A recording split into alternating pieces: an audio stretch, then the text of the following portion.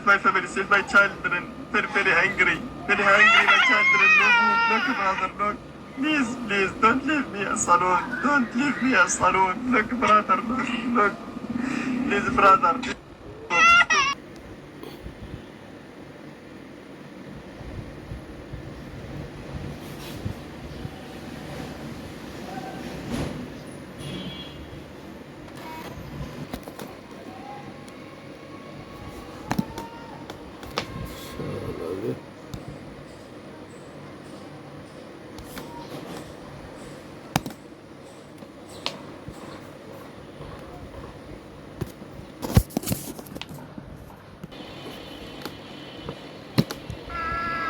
Hello everyone, I am Yahya from Gaza. If you can, help my family and do not now. Please don't leave us alone.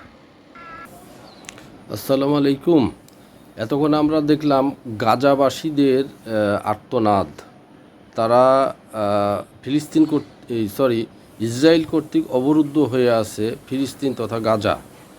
এই অবরুদ্ধতার ফলে তারা কোনো Israel আর কি কোনো AIDS, কোনো খাদ্য, কোনো পানি, কোনো কিছুই তাদের কাছে পৌঁছাতে দিচ্ছে না।